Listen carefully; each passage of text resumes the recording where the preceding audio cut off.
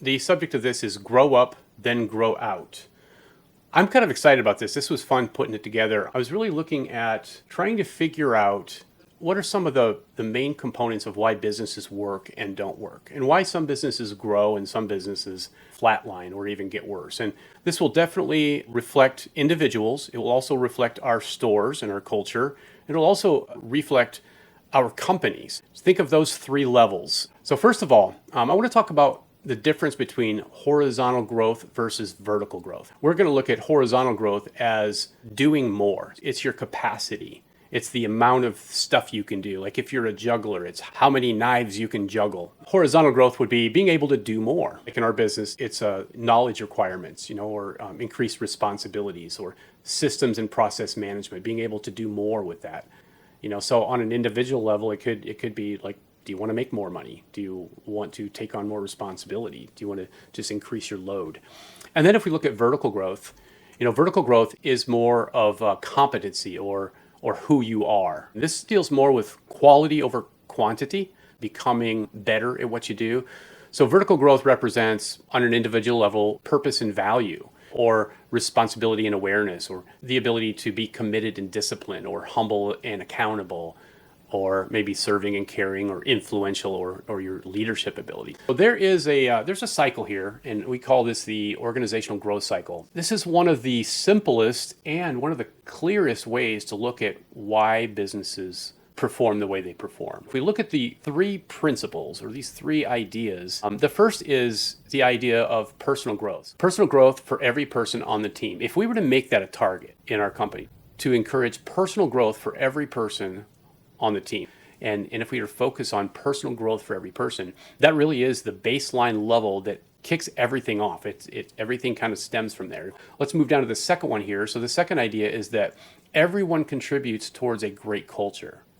So the first is about personal growth. The second is about a great culture. If everybody is engaged in personal growth in the company, a great culture is going to happen, because that's really what a great culture is. It's made up of people that are growing, and the more every person in the company grows, the better our culture is going to be. And of course, the better our culture is, the more we're going to perform, the better we're going to do, the better we're going to perform customer service, the better we're going to be able to produce things, the better we're going to get along with each other and encourage each other and keep the team together and avoid the cost of turnover. And then, of course, if we have a great culture that comes from personal growth, then that culture is going to stimulate profitability. We're just going to get better at it. When stores are running really well and very efficient and they're profitable, it's because of the people and the culture.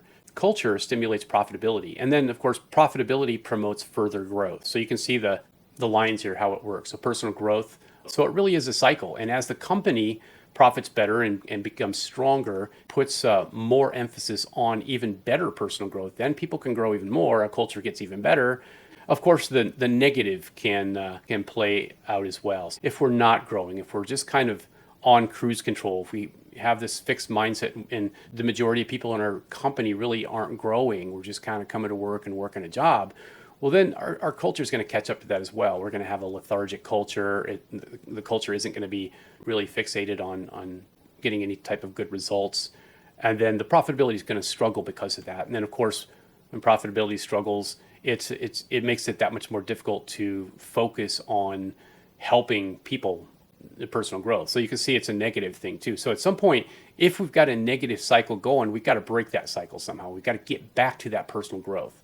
We have to figure out how all of us can grow and just get better at what we do. So that's the cycle. So personal growth. When we're looking at personal growth, this means each individual person. So you and me and all of our assistant managers and our shift leaders and all of our pizza makers and register operators. What does it mean to grow personally? What it means is that we want to get better at some of the general things like care and candor. We want to care for each other, but we want to also be honest with each other and be able to speak the truth. We want to be learners, and we want to be able to seek to grow and to get better. Personal growth also requires good confidence and assurance. So if we're struggling in those areas, we can work on them and we can get better at that. We can always become more confident, more assured by working on ourselves and getting better. Focus and perseverance. Sometimes people struggle because it's hard to focus, and sometimes we don't focus because we don't have any maybe vision or goals set for ourselves. So now if you look at this illustration here, we've got this triangle down here. So on the baseline on the bottom, got the triangle pointing to the left and to the right. This represents our capacity. The broader this double-sided arrow is, the more that we can actually do, the more we can accomplish, the more plates we can spin. And then if we look at the vertical one here, this is the competency. It's who you currently are. So if we're looking at this from a personal growth thing, the vertical is who you personally are, and the horizontal is what you can do. And the triangle represents a restraint. And I want you all to get this because it's really important for you to understand everything else that comes after this. You need to understand that there really is a triangle restraint in here. And this triangle is strong. In fact, a triangle is the strongest shape there is. If you don't grow yourself, grow your competency or grow vertically, become better, then you really can't grow what you can do. It's a limit, it's a cap. There's a fallacy with that. In order to grow horizontally, in order to do more and produce more, you have to grow up first. That's why I titled this Grow Up, Then Grow Out. This principle applies in just about everything with work. And I want to make a practical example for you with restaurants and multiple restaurants.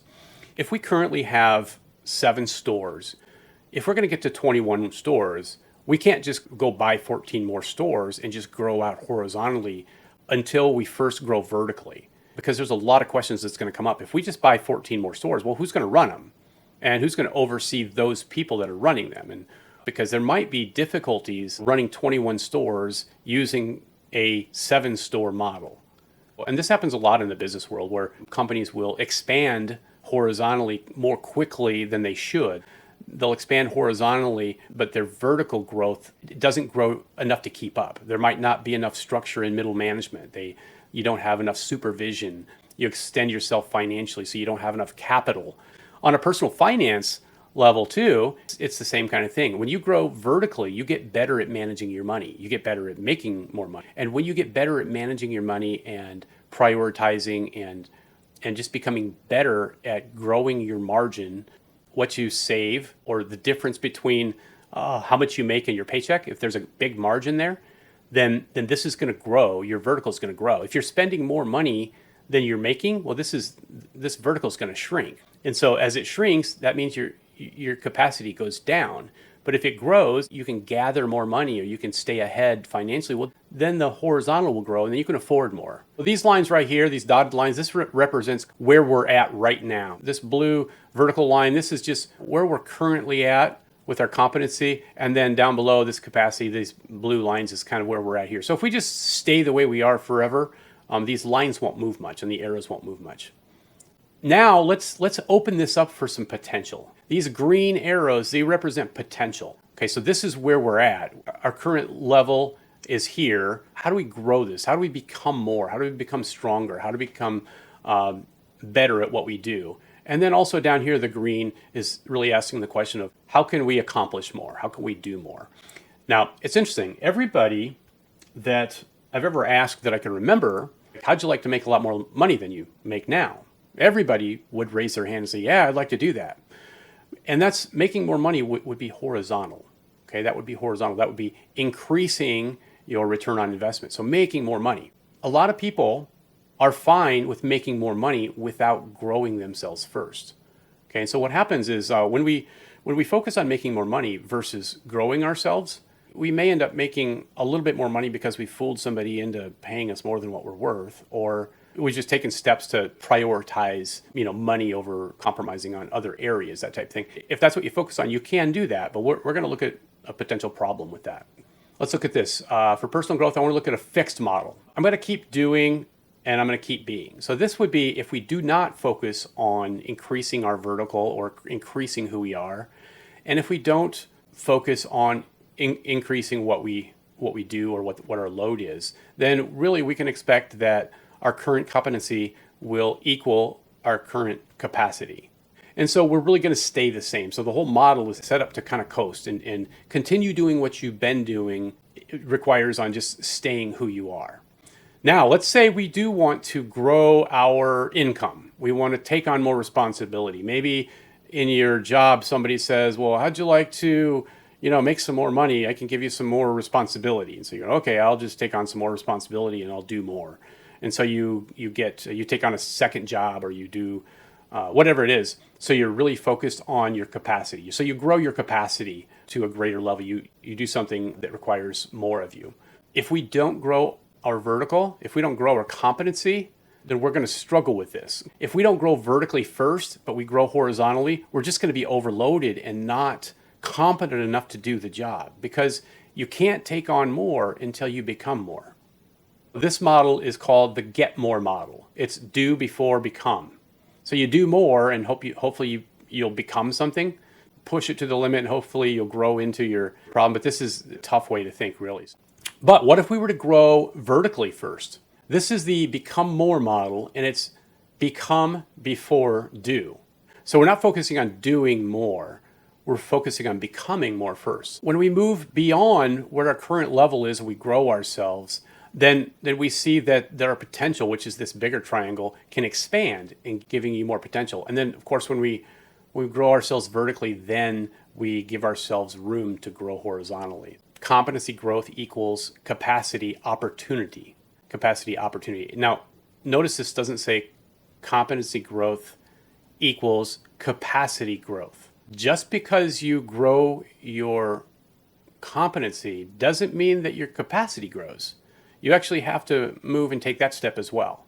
It's possible to be overqualified for something because you're very well qualified what you're doing, but you're not taking on much because you just don't want to. You want to have your job be easy, maybe.